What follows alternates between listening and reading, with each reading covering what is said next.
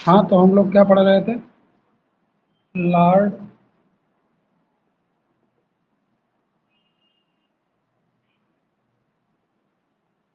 Lord corn Wallis.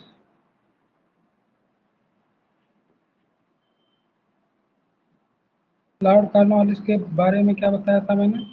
कि ये 2 बार भारत आया था।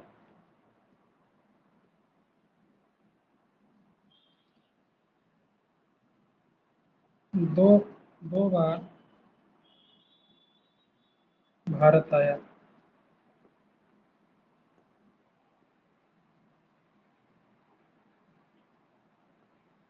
ये 2 बार भारत आया था। कौन? लॉर्ड कॉर्नवालिस 2 बार आया था भारत। कब कब आया था?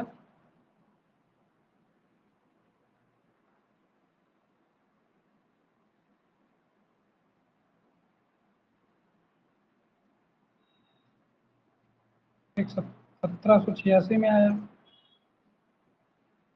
और कब तक रहा? 1793 तक। फिर दोबारा कब आया ये? 1805 में। दोबारा कब आया? 1805 में। और 1805 में ही इसकी मृत्यु हो गई। 1805 में जब ये दोबारा आया,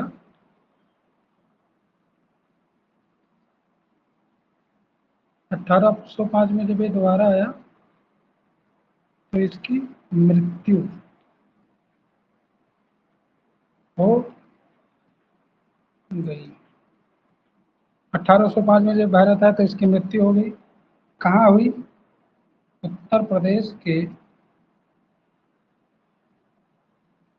उत्तर प्रदेश के गाजीपुर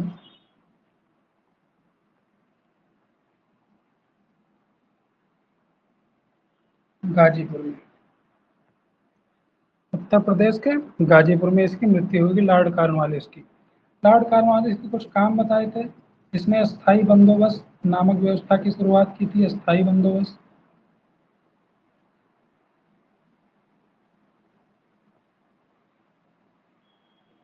स्थायी बंदोबस्त। इसने कॉर्नवालिस कोड बनाया था।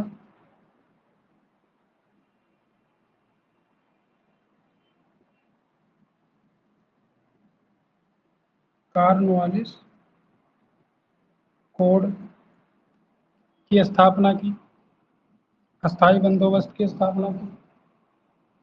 ये महत्वपूर्ण चीजें लॉर्ड कॉर्नवालिस की थी। फिर हम लोगों ने पढ़ा था।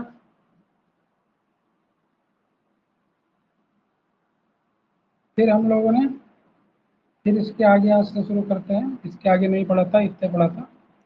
फिर हम लोग शुरू करते हैं आज 1813 का 1813 का चार्टर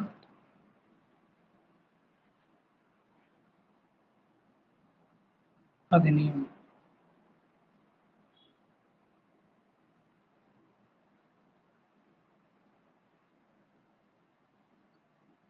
1813 का चार्टर अधिनियम।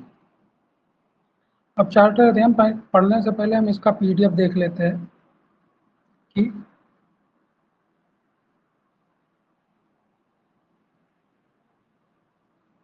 पीडीएफ देख लेते हैं इसकी।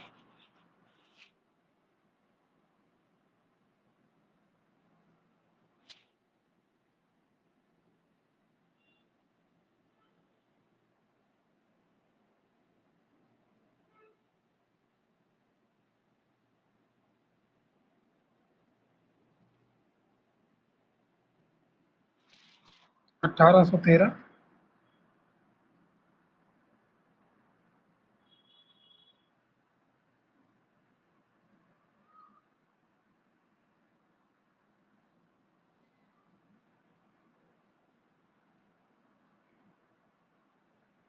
1813 का चार्टर अधिनियम। बंगाल का गवर्नर जनरल कौन था इस समय? लॉर्ड मिंटो था, जो प्रथम लॉर्ड मिंटो 1807 से 1813 तक भारत में रहा। इसके प्रावधान क्या थे? कंपनी यानी ईस्ट इंडिया कंपनी के व्यापारिक अधिकारों में कमी की गई। दूसरे क्या थे? केवल चीन के साथ व्यापार, चाय का व्यापार तथा अफीम का व्यापार, इसमें केवल एकाधिकार प्रदान किया गया। मैंने कल आप लोगों को एकाधिकार का मतलब समझाया था कि जब 1773 का कानून आया था, 1773 जो रेगुलेटिंग एक्ट आया था, इसमें ईस्ट इंडिया कंपनी को, ईआईसी को,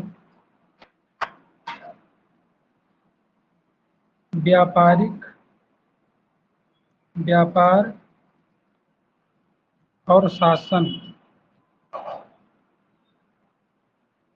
इन दोनों में 20-20 साल 20-20 साल का एकाधिकार दिया गया था। एकाधिकार का मतलब ये था 1773 के रेगुलेटिंग एक्ट में कि कोई भी कंपनी अगर ब्रिटेन से आना चाहती है तो भारत के साथ व्यापार नहीं कर सकती सिवाय ईस्ट इंडिया कंपनी के। तो प्रशासनिक एकाधिकार मतलब कि यहाँ का जो शासन बागडोर है बंगाल का, वो कंपनी ही संभालेगी। लेकिन 1813 के अधिनियम में इसमें कुछ कमी की गई व्यापारिक एकाधिकारों में। खाली चीन के साथ और चाय का व्यापार और अफीम का व्यापार, इसमें इनको ईस्ट इंडिया कंपनी को एकाधिकार दिया गया। सबसे बड़ी बात इस अधिनियम का ये था कि इसमें पहली बार शिक्षा पर 1 लाख रुपए खर्च करने की बात की गई। पहली बार शिक्षा पर 1 लाख रुपए खर्च करने की अनुमति दी गई या बात की गई या प्रावधान किया गया। दूसरी सबसे बड़ी बात इस अधिनियम की क्या है कि भारत में ईसाई मिशनरियों को आने की अनुमति मिली। ईसाई मिशनरियां जो ईसाई धर्म का प्रचार प्रसार भारत में कर सकती थी, और ईसाई मिशनरियों का जो मुख्यालय है, हेडक्वार्टर, उसको कलकत्ता में बनाया गया। अब स्थानीय सरकारों को करारोपण की शक्ति दी गई। ये सारी चीजें जो है इसमें है। अब इसको हम लोग उसमें समझ लेते हैं, एक बार व्हाइट बोर्ड पे समझ लेते हैं। तो 1813 का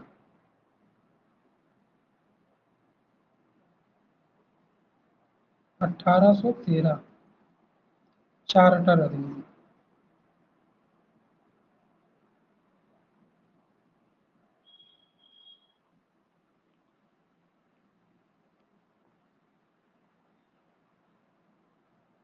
1813 का चार्टर अधिनियम, सॉरी। तो इस समय राजा कौन था वहां का? जॉर्ज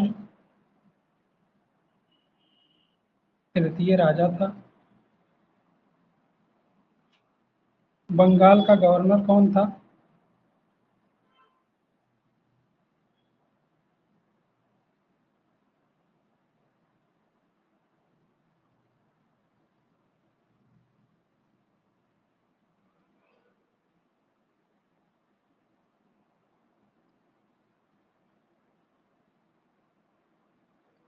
बंगाल का गवर्नर कौन था?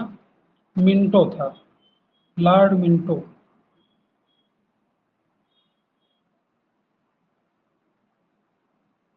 मिंटो फर्स्ट यानी कि मिंटो प्रथम था। 1813 के अधिनियम में राजा वहां का कौन था? जॉर्ज तृतीय था। बंगाल का गवर्नर कौन था? लॉर्ड मिंटो था। इसके प्रोविजंस यानी प्रावधान देख लेते हैं। प्रावधान क्या रहे इस अधिनियम के?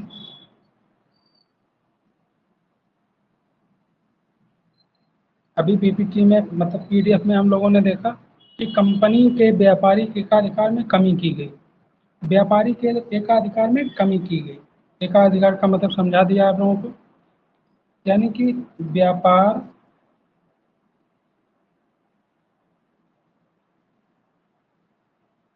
व्यापारिक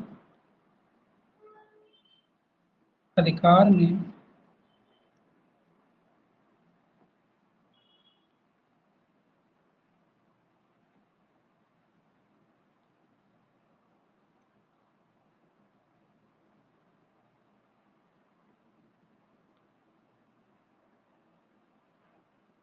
कमी।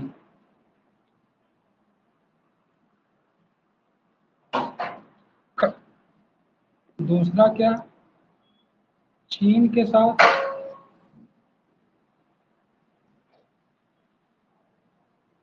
चीन चाय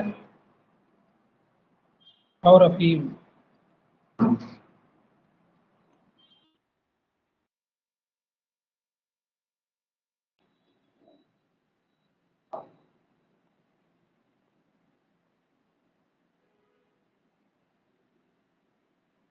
चीन चाय और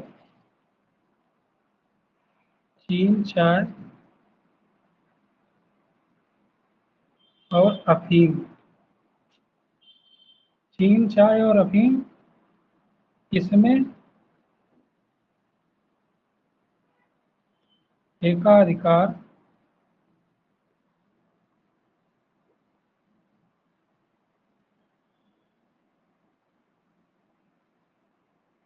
बरकरार रखा गया।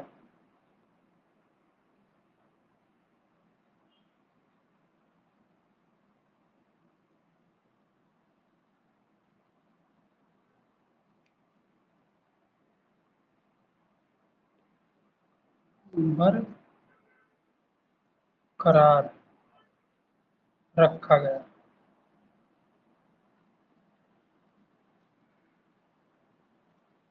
तो 1800 किसके प्रावधान है, 1813 अधिनियम के।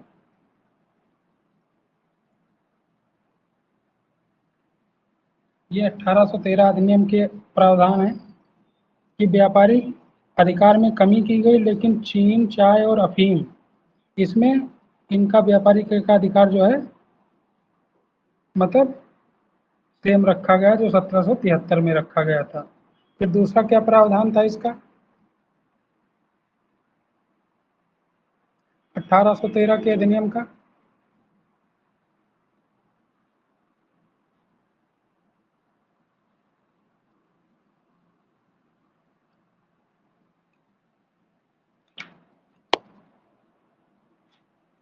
अभी मैंने पीडीएफ में आप लोगों को बताया है कि ईसाई मिशनरियों को ईसाई मिशनरियों को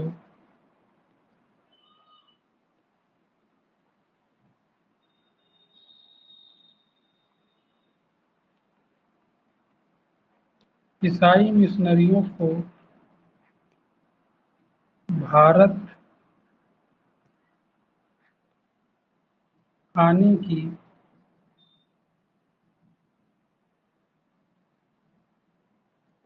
अनुमति मिली।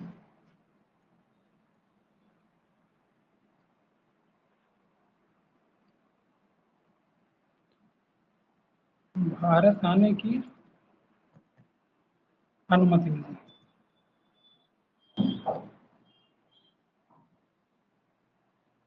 ईसाई मिशनरियों को भारत आने की अनुमति मिली। और सबसे बड़ा प्रावधान क्या था कि पहली बार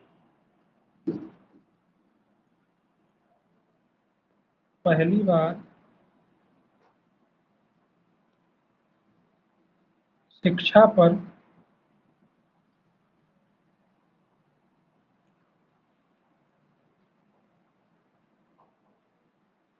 पहली बार शिक्षा पर 1 लाख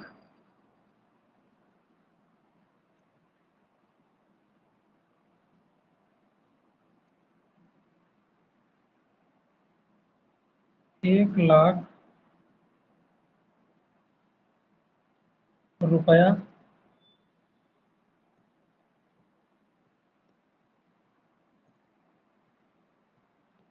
खर्च करने की अनुमति।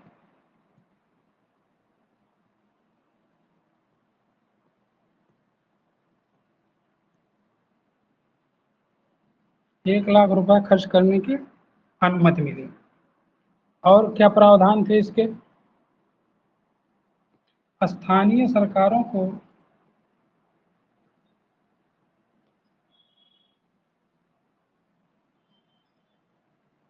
स्थानीय सरकारों को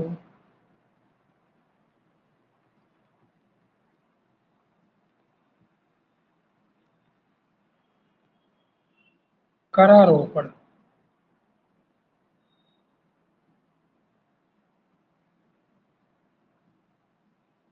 स्थानीय सरकारों को करारोपण की शक्ति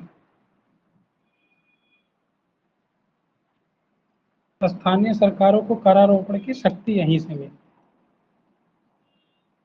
तो 1813 के अधिनियम में हमने क्या क्या पढ़ा? हमने पढ़ा कि जब 1813 का चार्टर अधिनियम आया तो वहाँ का राजा कौन था? जॉर्ज तृतीय था। बंगाल का गवर्नर कौन था? लॉर्ड मिंटो प्रथम था, जो 1807 से 1813 तक भारत में रहा। फिर इसके मुख्य प्रावधान या महत्वपूर्ण प्रावधान के बारे में हम लोगों ने पढ़ा कि कंपनी के व्यापारिक एकाधिकार में कमी की गई। व्यापारिक एकाधिकार मतलब पहले 1773 का जब रेगुलेटिंग एक्ट आया था तो उसमें कंपनी केवल ईस्ट इंडिया कंपनी भारत के साथ व्यापार कर सकती थी, बाकी कोई भी ब्रिटेन की कंपनी भारत में व्यापार नहीं कर सकती थी। लेकिन 1813 में उसमें कमी की गई। इसमें ब्रिटेन के कंपनियों और नागरिकों को भारत में व्यापार करने की अनुमति मिली, अतः कंपनी के एकाधिकार को कम किया गया। लेकिन चीन के साथ व्यापार, चाय का व्यापार और अफीम का व्यापार, इन 3 चीजों में कंपनी के एकाधिकार को पूर्ववत ही बनाए रखा गया और प्रशासनिक एकाधिकार को 20 साल के लिए फिर से बढ़ा दिया गया। अच्छा, क्यों व्यापारिक एकाधिकार को घटाया गया? इसका सबसे बड़ा कारण है कि 1750 में ब्रिटेन में औद्योगिक क्रांति आई। व्यापारिक एकाधिकार इसलिए घटाया गया क्योंकि 1750 औद्योगिक क्रांति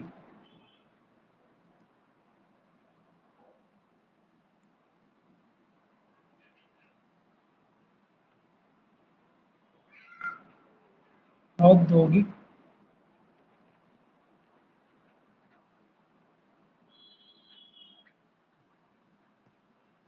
औद्योगिक क्रांति कहाँ हुआ?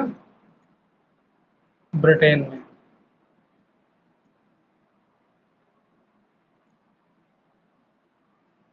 ब्रिटेन में औद्योगिक क्रांति हुआ, यानी कि अब मैन पावर की जगह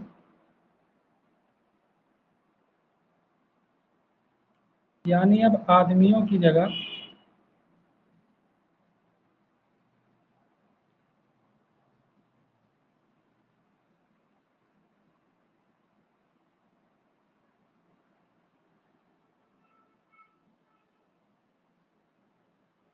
मशीनें काम करेंगी।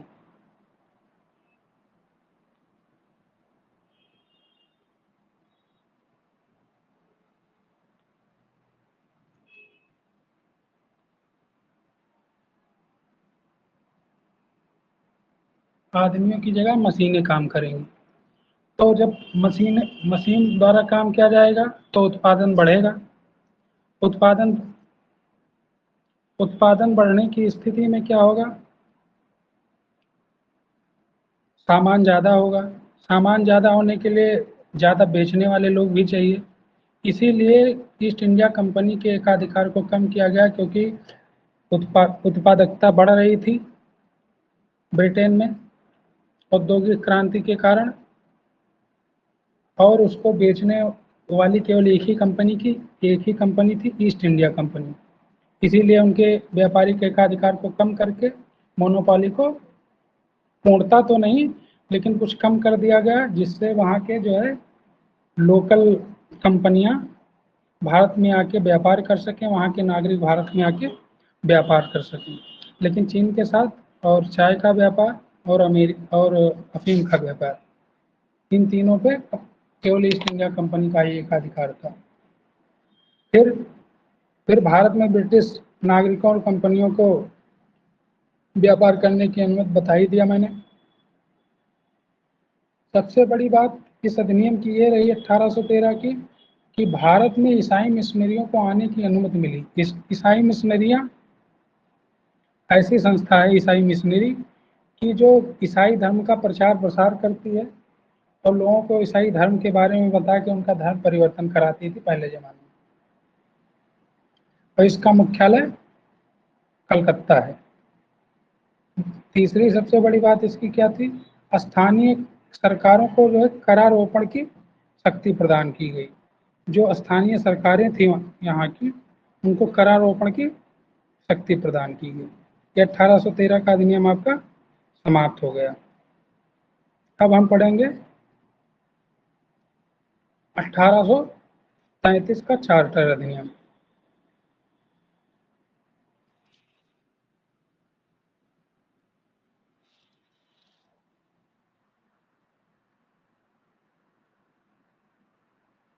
अठारह सौ तैंतीस का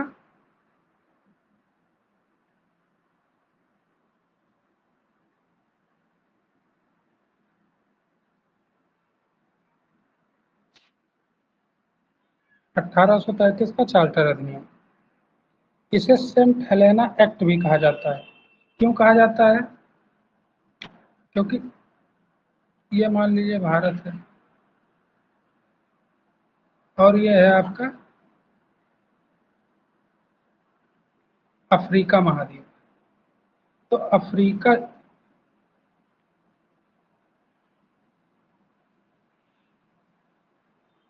अफ्रीका महाद्वीप के पास यहाँ एक लैंड निकला,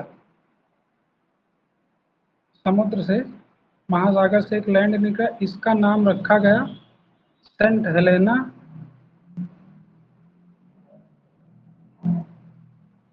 सेंट इसका नाम क्या रखा गया? Saint Helena. तो इसी के अंग्रेजों ने इस पे आधिपत्य कर लिया, तो इसी के नाम पे उसी समय ये कानून बना, इसीलिए इसको सेंट हेलेना एक्ट कहा जाता है। इसीलिए इसको सेंट हेलेना एक्ट कहा जाता है कि अफ्रीका के पास एक द्वीप निकला, उसी के नाम पे 1833 में भारत में एक चार्टर अधिनियम आया जिसे सेंट हेलेना एक्ट या सेंट हेलेना अधिनियम या चार्टर अधिनियम 1833 कहते हैं। इसमें सबसे बड़ी बात यह हुई कि कंपनी के व्यापारिक एकाधिकार को पूर्णतः समाप्त कर दिया गया। पूर्णतः समाप्त हो गया, यानी कि हम देख सकते हैं कि 1773 में एकाधिकार दिया गया, फिर 1813 में इसमें थोड़ी सी कमी की गई, मतलब कमी की गई, फिर 1833 फिर 1833 में क्या हुआ, पूर्णतः समाप्त कर दिया गया। तो अतः हम देख सकते हैं कि 1773 में चार्टर अधिनियम जो रेगुलेटिंग एक्ट आया था उसमें कंपनी को 20 साल का एकाधिकार दिया गया था। 1813 में व्यापारिक एकाधिकार में कमी की गई और 1833 में पूर्णतः खत्म कर दिया गया। तो एक क्रम याद रखिएगा कि कब कब क्या क्या हुआ है। 1773 में दिया गया था, 1813 में इसमें कमी की गई और 1833 में पूर्णतः खत्म कर दिया गया। पूर्णतः खत्म कर दिया गया। फिर हम लोगों ने क्या बढ़ा, प्रशासनिक एकाधिकार को पुनः जो है 20 साल के लिए बढ़ा दिया गया। व्यापारिक एकाधिकार तो खत्म हो गए थे, पूर्णतः समाप्त हो गए थे, लेकिन प्रशासनिक एकाधिकार को पुनः 20 साल के लिए बढ़ा दिया गया। और इसमें सबसे याद रखने वाली मुख्य बात क्या है कि बंगाल के गवर्नर जनरल को भारत का गवर्नर जनरल बनाया गया। ये सबसे महत्वपूर्ण कि 1833 अधिनियम के द्वारा बंगाल के गवर्नर जनरल को भारत का गवर्नर जनरल बनाया गया। तो यहाँ से एक क्वेश्चन उठ के आएगा कि भारत का प्रथम गवर्नर जनरल कौन था? भारत का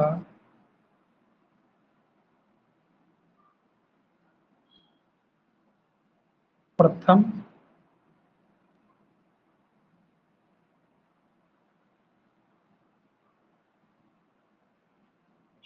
गवर्नर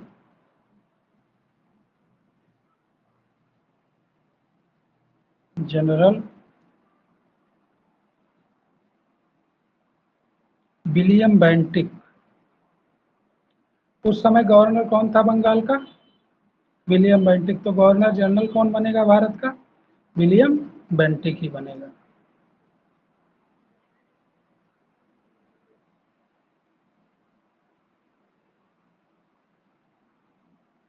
विलियम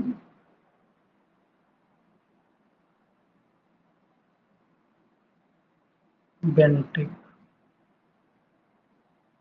तो सबसे महत्वपूर्ण क्या है कि बंगाल के गवर्नर को भारत का गवर्नर जनरल बनाया गया। और भारत का प्रथम गवर्नर जनरल कौन था? Lord William Bentinck. अब जब भारत का गवर्नर जनरल बन गया तो भारत के गवर्नर जनरल द्वारा जो भी कानून बनाया जाएगा उसको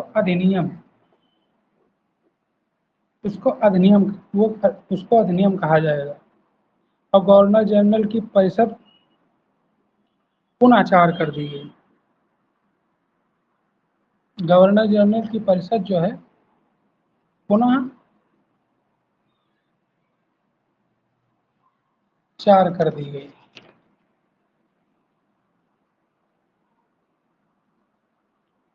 दूसरा क्या था कि संपूर्ण भारत के लिए बजट का प्रावधान किया गया है इसमें। संपूर्ण भारत के लिए इसमें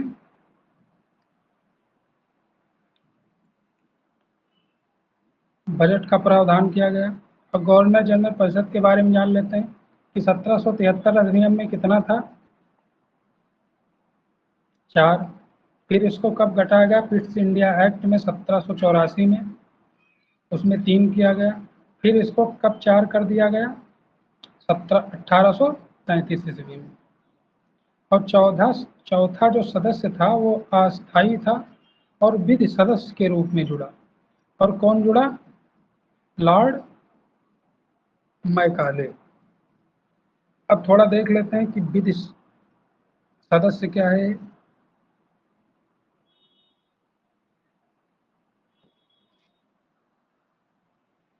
विधि सदस्य के बारे में जान लेते हैं।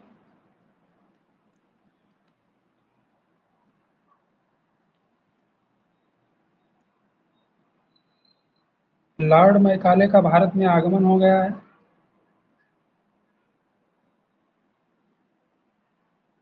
तो भारत का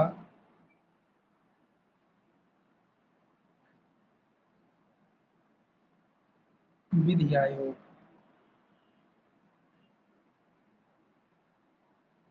भारत का विधि आयोग का गठन किया गया।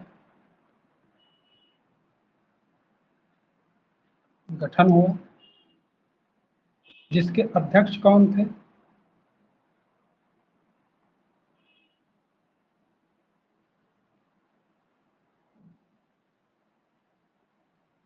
Lord Macaulay.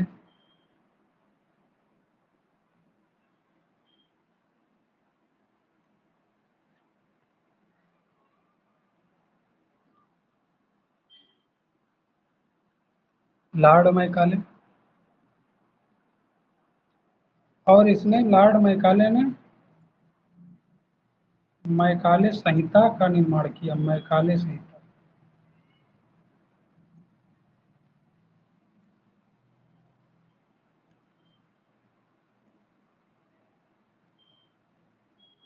मैकाले संहिता का निर्माण किया।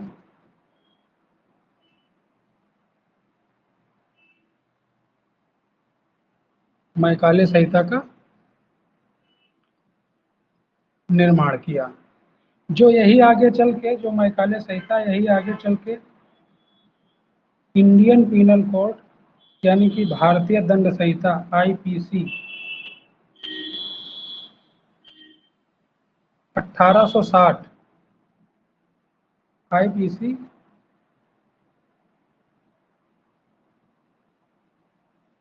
आईपीसी 1860 का रूप लेगी।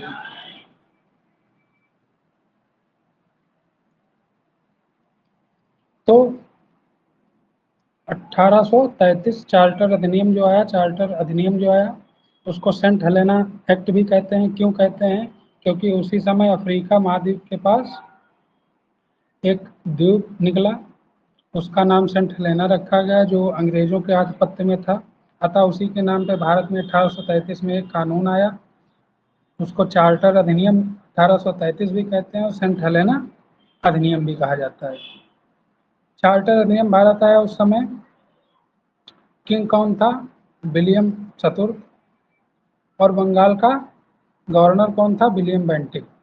इसके प्रावधान क्या थे? इसके सबसे महत्वपूर्ण प्रावधान थे कि कंपनी के एकाधिकारों को पूर्णतः, मतलब कंपनी के व्यापारिक एकाधिकारों को पूर्णतः समाप्त कर दिया गया, लेकिन प्रशासनिक एकाधिकार को 20 साल के लिए त्यों का त्यों रखा गया। इसकी दूसरी सबसे बड़ा प्रावधान क्या था कि जो बंगाल का गवर्नर जनरल था उसको भारत का गवर्नर जनरल बना दिया गया, और अब वो भारत का गवर्नर जनरल है, अतः उसके द्वारा जो कानून बनाया जाएगा वो अधिनियम कहलाया जाएगा, मतलब वो अधिनियम कहलाएगा। फिर क्या हुआ? हमने देखा कि जो कार्यकारी परिषद था 4 सदस्यों वाली, उसको जो है फिर से 4 कर दिया गया, यानी 1773 में बना था, 1773 में बना था, जिसमें 4 सदस्य थे।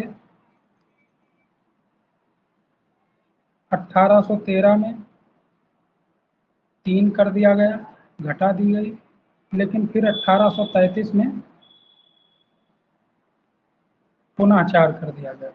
लेकिन इस बार जो चौथा सदस्य जुड़ा उसको विधि सदस्य के रूप में जोड़ा गया, और वो एक अस्थायी सदस्य था। और कौन जुड़ा अस्थायी सदस्य के रूप में? Lord Macaulay.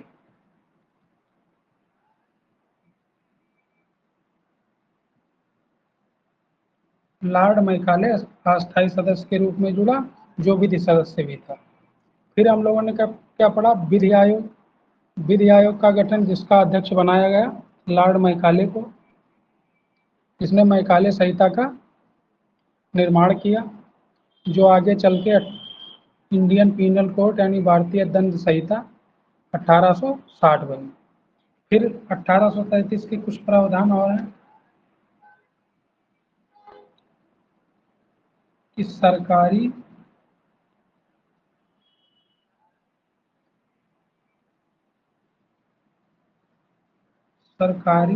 सेवा हेतु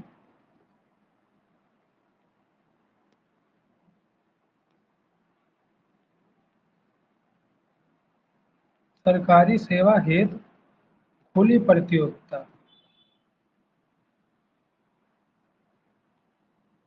खुली प्रतियोगिता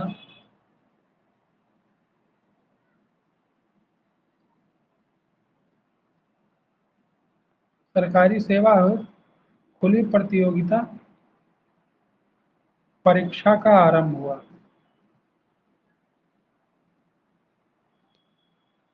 परीक्षा का आरंभ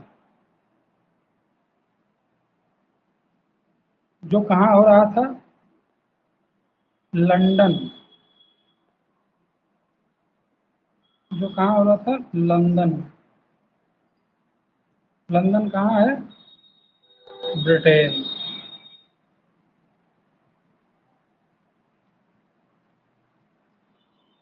इसके ये प्रावधान थे। और क्या प्रावधान थे इसके? दास प्रथा का अंत किया गया। दास प्रथा का अंत हुआ। दास प्रथा का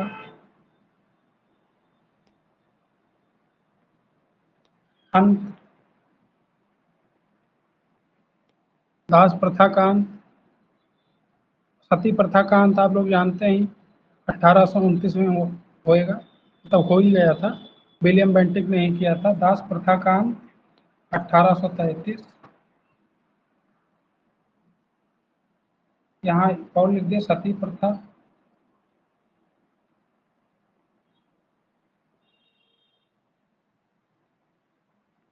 सती प्रथा का अंत कब हुआ? 1829 में। सती प्रथा का अंत कब हुआ? 1829 में। कौन किया? William Bentinck. यही था गवर्नर जनरल विलियम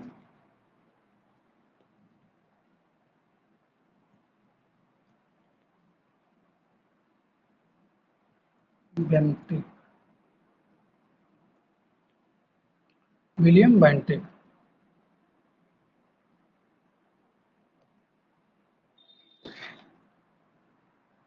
फिर एक बार इसको दोबारा पढ़ लेते हैं हम लोग, दोबारा रिपीट कर लेते हैं, पढ़ नहीं लेते हैं। 1833 का अधिनियम, इसे सेंट हेलेना एक्ट कहते हैं।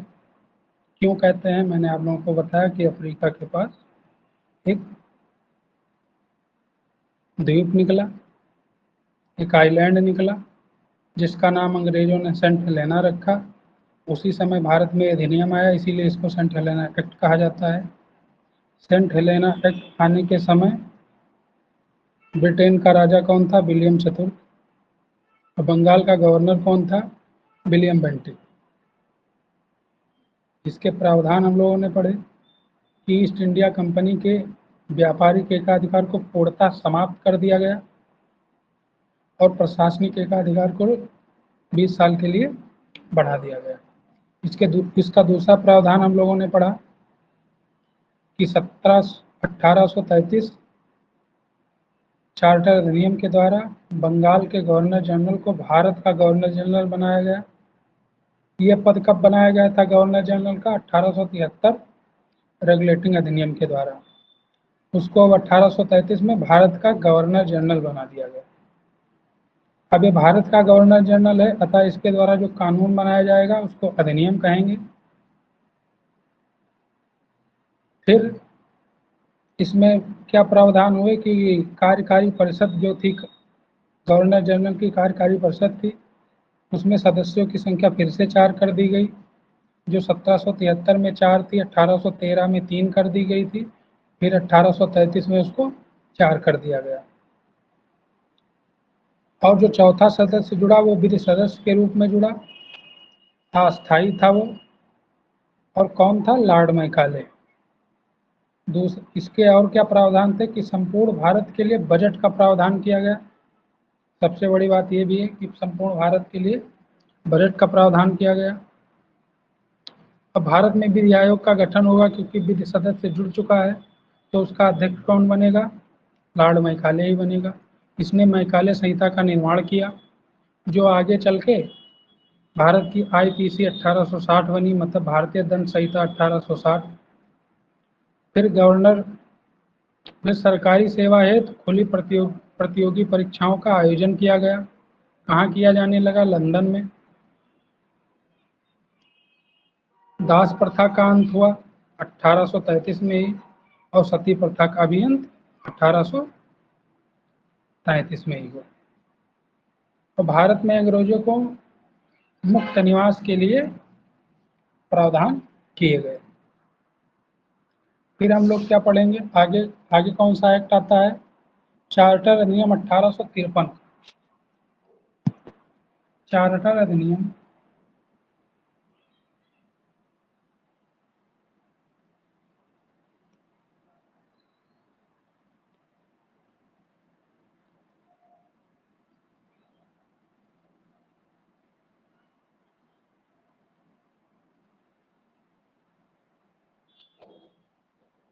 चार्टर अधिनियम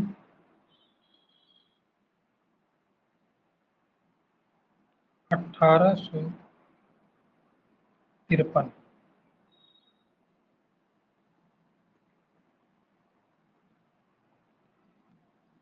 किंग कौन था? राजा बदल चुका था। एलेक्जेंड्रिया विक्टोरिया थी, यहाँ की रानी जो थी अलेक्जेंड्रिया विक्टोरिया, जो 1837 से 1901 तक वहाँ की महारानी रहेंगी। ताज कौन था? राजा रानी नहीं लिखते, ताज लिखते। ताज कौन था इस समय?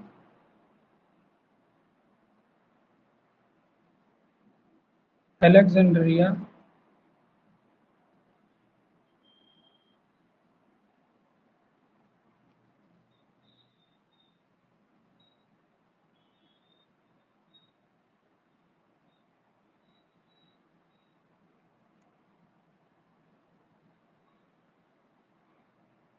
Alexandria Victoria.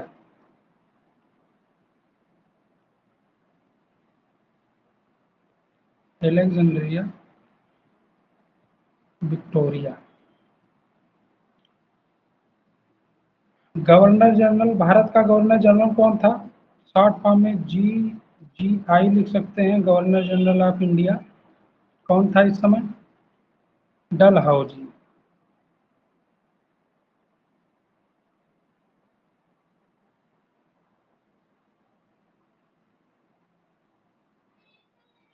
जो कब से कब तक रहेगा? 1848 से 56 तक लॉर्ड डलहौजी रहेगा यहाँ का, मतलब भारत का गवर्नर जनरल। इसके प्रावधान क्या थे?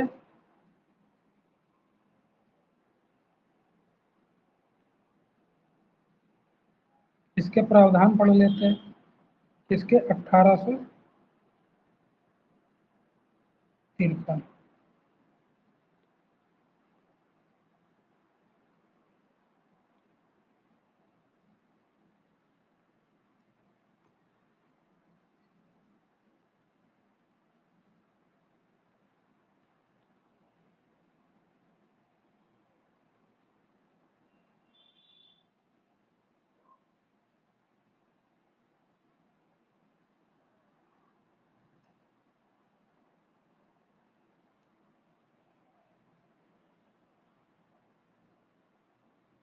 के प्रावधान क्या थे कि भारत में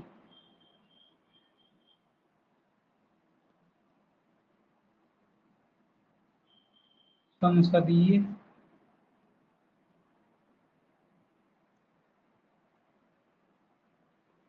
प्रणाली की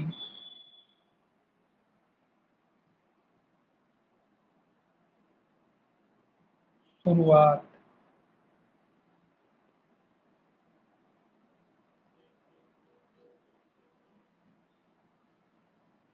भारत में संसदीय प्रणाली की शुरुआत यहीं से होती है। दूसरा क्या है कि ईस्ट इंडिया कंपनी के EIC के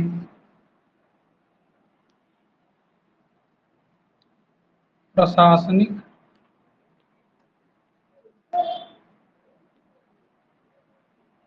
इसका सबका PDF मिल जाएगा आप लोग। प्रशासनिक एकाधिकार को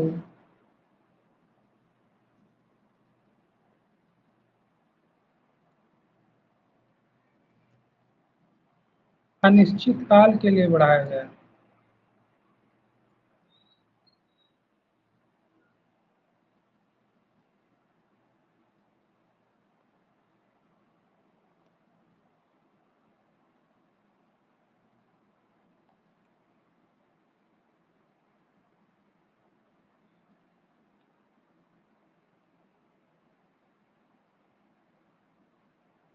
अनिश्चित काल के लिए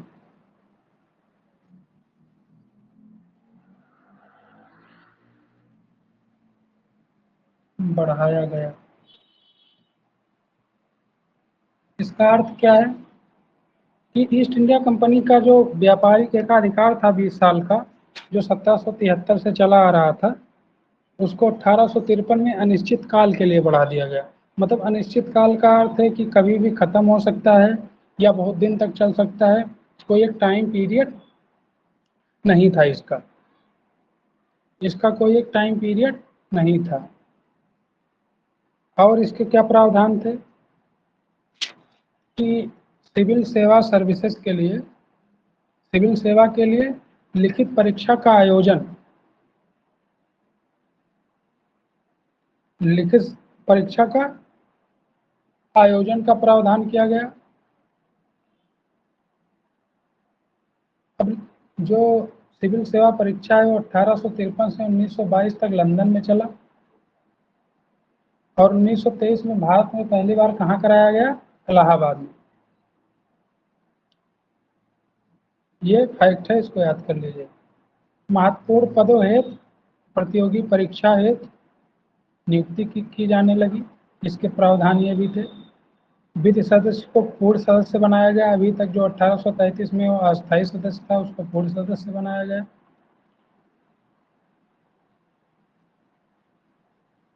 और कोर्ट ऑफ जो डायरेक्टर्स थे, हम लोगों ने पढ़ा था कि कोर्ट ऑफ डायरेक्टर जो व्यापारिक मामले संभालते थे, उनको नए जो है प्रांत बनाने की अनुमति मिली। जैसे पंजाब में उस समय अधिकार हो गया था, सिंध में हो गया था, असम में, बर्मा, ये सब चीज़ों में नए प्रांत बनाने की अनुमति मिली। और जो बोर्ड ऑफ कंट्रोलर थे, मतलब बोर्ड ऑफ कंट्रोलर थे जो प्रशासनिक सेवा को संभालते थे, उसमें सेम थी, 6 लोगों की संख्या थी जो सीधे क्राउन द्वारा जो है उनका नियुक्ति किया जाता था।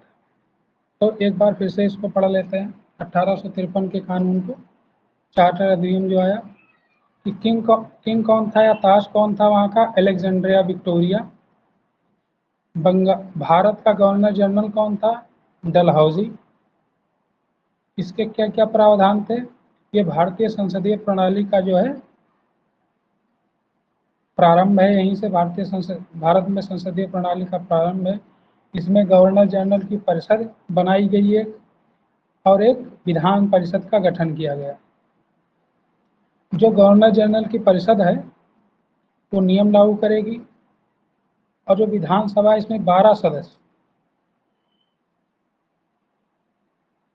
ये कानून निर्माण का कार्य करेंगे। कानून लागू कौन करेगा? गवर्नर जनरल की परिषद। और लागू और बनाएगा कौन? जो विधान परिषद है सब बनाई गई, वो कानून निर्माण का कार्य करेगी। ईस्ट इंडिया कंपनी के प्रशासनिक एकाधिकार को निश्चित काल के लिए बढ़ा दिया गया, यानी कि ब्रिटेन का क्राउन कभी भी इनसे शासन ले सकता था। दूसरी चीज कि सिविल सेवा परीक्षा के लिए लिखित परीक्षाओं का आयोजन किया गया। सिविल सेवा परीक्षा का आयोजन 1853 से और 1922 तक लंदन में यानी ब्रिटेन में हुआ, लेकिन पहली बार 1923 में भारत के इलाहाबाद में हुआ, उत्तर प्रदेश में इलाहाबाद, वहाँ प्रारंभ हुआ। और विधि सदस्य जो था, जिसको अस्थायी सदस्य बनाया गया था, उसको पूर्ण सदस्य बना दिया गया। अब कोर्ट ऑफ डायरेक्टर्स को नए प्रांत बनाने का अधिकार मिला, और बोर्ड ऑफ कंट्रोलर को 6 सदस्यों की नियुक्ति होती थी, ये तो हम लोग जानते ही हैं पहले से, जो सीधे क्राउन के द्वारा इनकी नियुक्ति की जाती थी। तो हम लोगों ने क्या क्या पढ़ा है, एक बार उसको थोड़ा रिपीट कर लेते हैं। तो पहली चीज हम लोगों ने क्या पढ़ी आज? 1813 का चार्टर अधिनियम। 1813 का चार्टर अधिनियम 1813 का चार्टर अधिनियम जब आया तो क्राउन कौन था, मतलब ताज कौन था? जॉर्ज तृतीय। बंगाल का गवर्नर कौन था? लॉर्ड मिंटो प्रथम। इसके महत्वपूर्ण प्रावधान क्या थे? कंपनी के व्यापारिक एकाधिकार में कमी की गई। तथा प्रशासनिक एकाधिकार को 20 साल के लिए बढ़ा दिया गया। अच्छा, व्यापारिक एकाधिकार में कमी इसलिए की गई क्योंकि उस समय 1750 के आसपास ब्रिटेन में औद्योगिक क्रांति हो गई, जिससे उनका प्रोडक्शन उत्पादकता बढ़ गई, उत्पादन की शक्ति बढ़ गई और उसको बेचने के लिए, उसको सप्लाई करने के लिए ज़्यादा लोगों की ज़रूरत होने लगी। इसीलिए कंपनी का एकाधिकार जो है, एकाधिकार में कमी की गई और वहाँ के नागरिकों और ब्रिटेन की कंपनियों को भारत में व्यापार करने की अनुमति मिल गई। लेकिन चीन के साथ व्यापार, चाय का व्यापार और अफीम का व्यापार, इसमें इनका एकाधिकार रखा गया। किसका? ईस्ट इंडिया कंपनी का। महत्वपूर्ण प्रावधान और क्या थे इसके कि भारत में ईसाई मिशनरियों को आने की अनुमति मिली, जो यहाँ आके ईसाई धर्म का प्रचार प्रसार कर सकें। इनका मुख्यालय कलकत्ता बनाया गया। और क्या प्रावधान थे इसके कि स्थानीय सरकारों को करारोपण की शक्ति दी गई। फिर हम लोगों ने क्या पढ़ा? चार्टर अधिनियम 1833, इसको सेंट हेलेना एक्ट भी कहते हैं। क्यों कहते हैं? क्योंकि उस समय अफ्रीका के पास एक द्वीप निकला। उस समय अफ्रीका के पास एक द्वीप निकला, उसी के आधार पे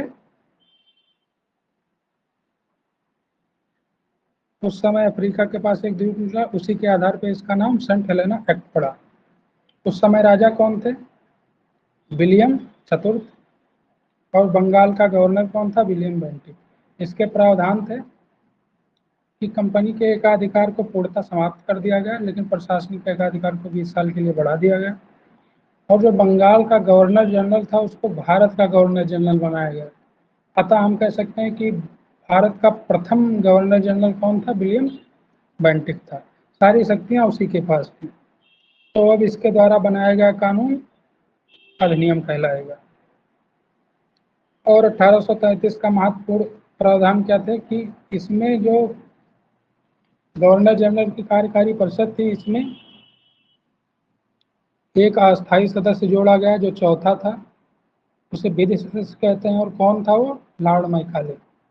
अब लॉर्ड मैकाले जब विधि सदस्य जुड़ा है तो भारत में विधि आयोग का गठन होगा, जिसके अध्यक्ष कौन होंगे? Lord Macaulay. इसने मैकाले संहिता का निर्माण किया, जो आगे चलकर भारतीय दंड संहिता 1860 बना। और इसके प्रावधान थे कि सरकारी सेवा हेतु खुली प्रतियोगी परीक्षाओं का आयोजन लंदन में किया जाने लगा। दास प्रथा का अंत किया गया, सती प्रथा का अंत किया गया। ये 1833 के अधिनियम के वो है प्रावधान। इसके आगे हम लोग कल पढ़ेंगे। कल हम लोग स्टार्ट करेंगे 1858 का भारत शासन अधिनियम। Thank you.